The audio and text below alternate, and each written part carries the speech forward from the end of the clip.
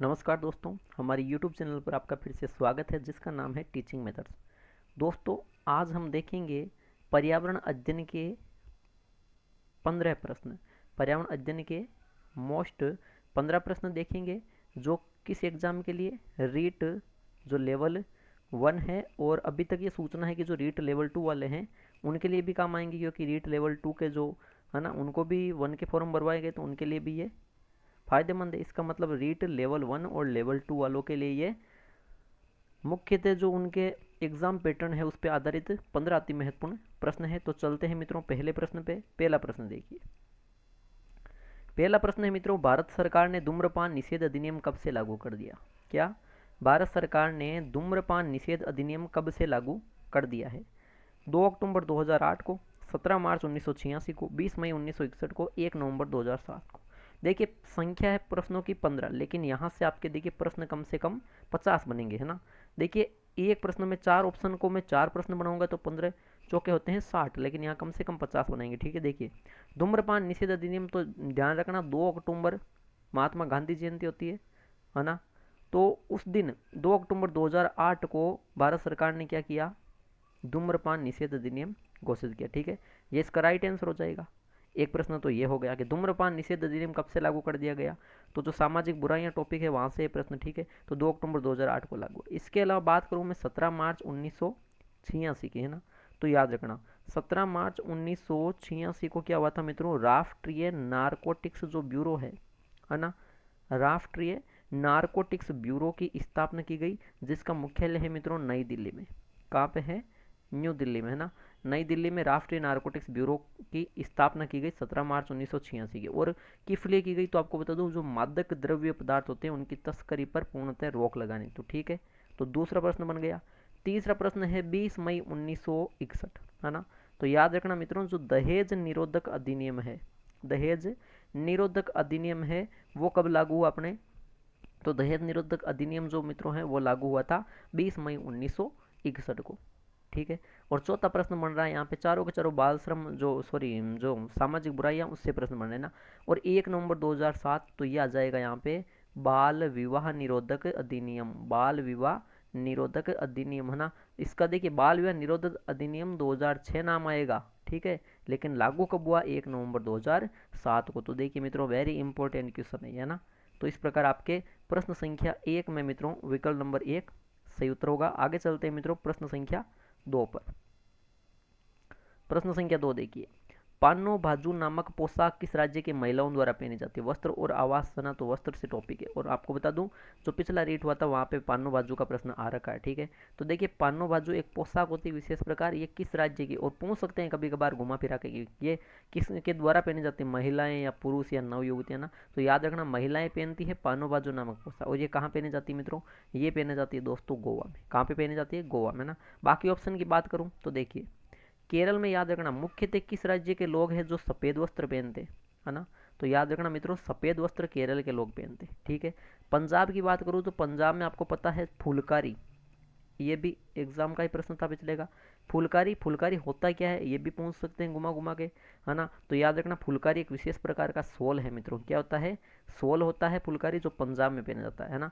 महाराष्ट्र की बात करूँ तो महाराष्ट्र और गोवा दोनों में कॉमन है एक साड़ी आती है, नववारी साड़ी।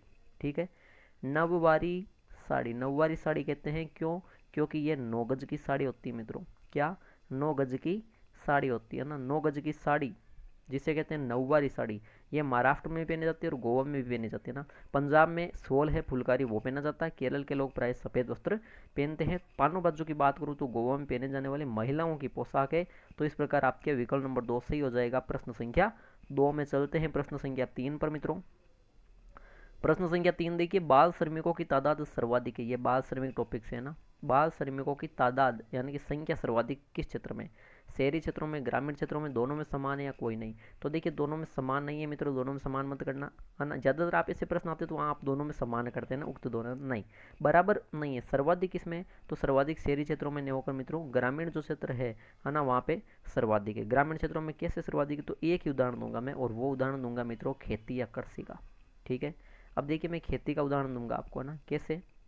अब देखिए हमारे जो इधर छोटे बच्चे होते हैं, ग्रामीण क्षेत्र की बात है ना, तो यहाँ पे क्या कर देते हैं, जैसे कि उसके चाचा वगैरह है तो वहाँ पर भी उसकी जो चाचा की खेती है, दादा की खेती है ना, अपने पिताजी की जो खेती है, उनमें क्या करते हैं ये लड़के, मतलब बाल श्रमिक होते हैं, वो हाथ बढ़ाते हैं। ठीक है, शहरी क्षेत्रों में तो खेती ना के बराबर है, कृषि है ही कहाँ, कहाँ लोगों के पास जमीन होती है ना, होती ही नहीं है। तो यहाँ पे देख लो बाल श्रमिक तादाद सर्वाधिक, इस एक क्षेत्र से, इस एक है ना क्षेत्र से आप पता कर सकते हो कि ग्रामीण क्षेत्र में ज़्यादा है, शहरी क्षेत्रों में, तो ग्रामीण क्षेत्रों में बाल श्रमिकों की तादाद सर्वाधिक है मित्रों। तो इस प्रकार आपके प्रश्न संख्या 3 में विकल्प नंबर 2 सही हो जाता है। आगे चलते हैं प्रश्न संख्या 4 पर।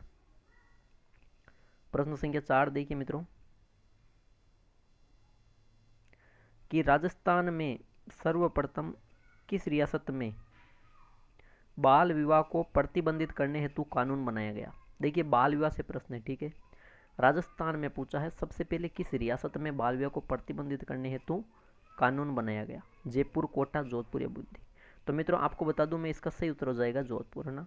जोधपुर रियासत थी जिसमें 1885 में, कब मित्रों, 1885 में, उस समय जोधपुर के प्रधानमंत्री, यानी कि उस समय प्रधानमंत्री बोला जाता, ठीक है, कौन थे, सर प्रताप सिंह थे मित्रों। कौन थे, सर प्रताप सिंह थे। तो इन प्रताप सिंह ने क्या किया, 1885 में जोधपुर में सर्वप्रथम अपनी रियासत में बाल विवाह को प्रतिबंधित करने हेतु कानून बनाया गया। ठीक है, तो इस प्रकार मित्रों प्रश्न संख्या 4 में विकल्प नंबर 3 सही उत्तर होगा।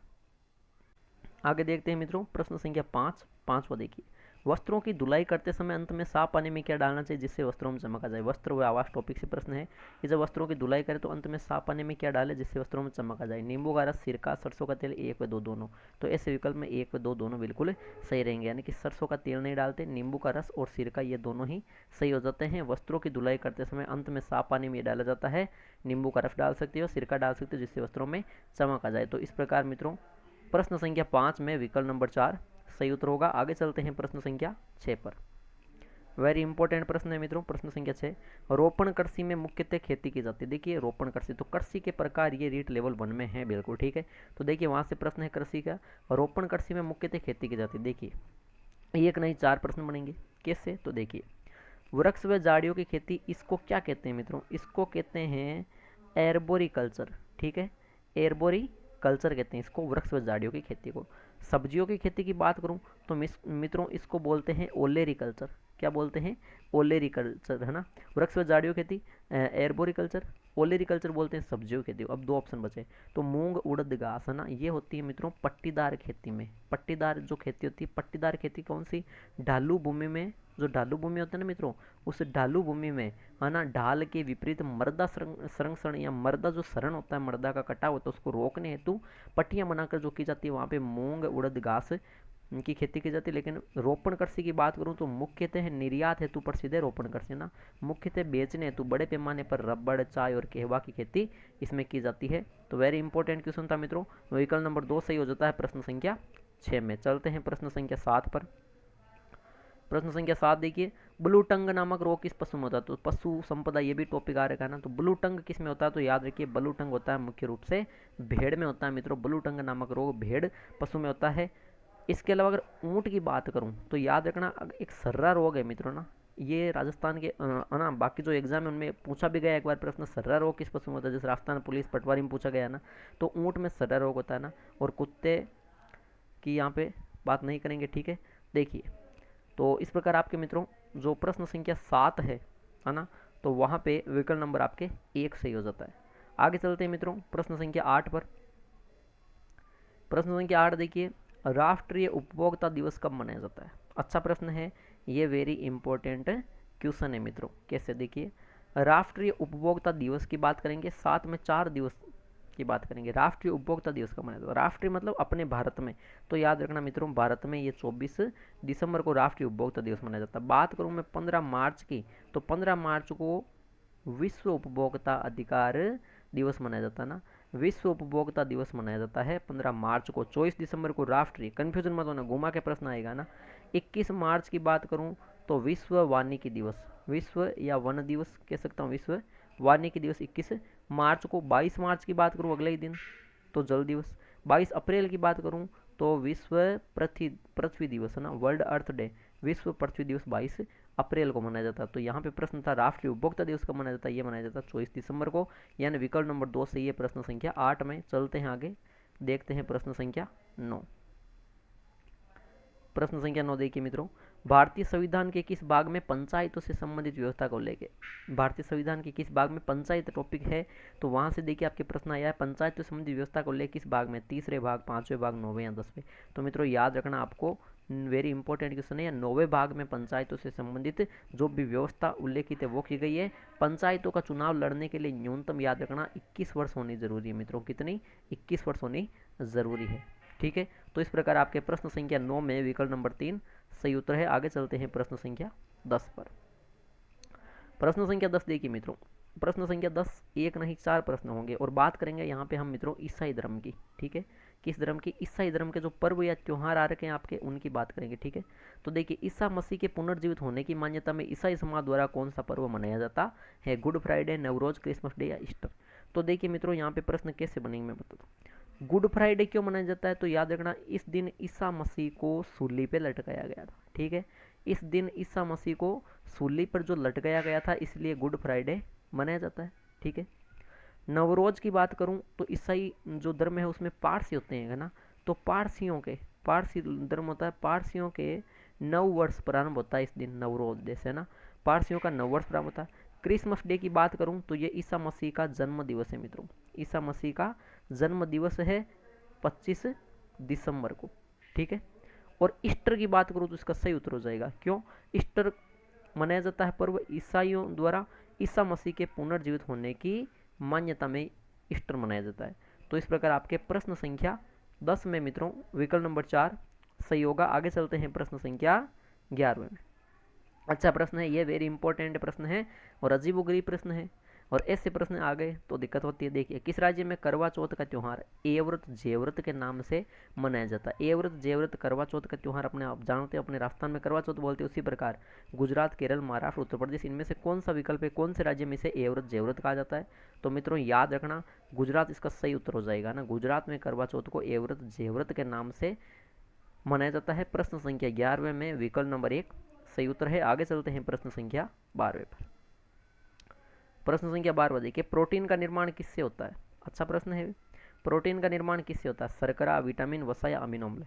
आपको बता दूं प्रोटीन का निर्माण होता है मुख्य रूप से आपको पता है अमीनो अम्ल से। ठीक है, लेकिन इसके बारे में थोड़ी और जानकारी देखेंगे, इसलिए मैंने ये प्रश्न लिया। बाकी आपको ये नॉर्मल लगता है प्रोटीन का निर्माण अमीनो अम्ल से हुआ। ठीक है, देखिए साथ में कुछ व्याख्या, कुछ है ना तथ्य हम याद करेंगे। अमीनो अम्ल याद रखना, प्रोटीन का निर्माण अमीनो अम्ल से होता है और उसमें मुख्य विभिन्न अम्ल की संख्या पूछे तो याद रखना उसमें विभिन्न 22 अम्ल रहते हैं ना। प्रोटीन का निर्माण 22 अम्ल से होता है, 22 अम्लों से होता है। अब देखिए अम्ल की बात करूं, अमीनो अम्ल की, तो अमीनो अम्ल नहीं, अम्ल की, केवल अम्ल की, तो अम्ल को दो भागों में बांटा गया। एक होता है मुख्य अमीनो अम्ल और दूसरा होता है गौण अमीनो अम्ल। एक मुख्य, दूसरा गौण।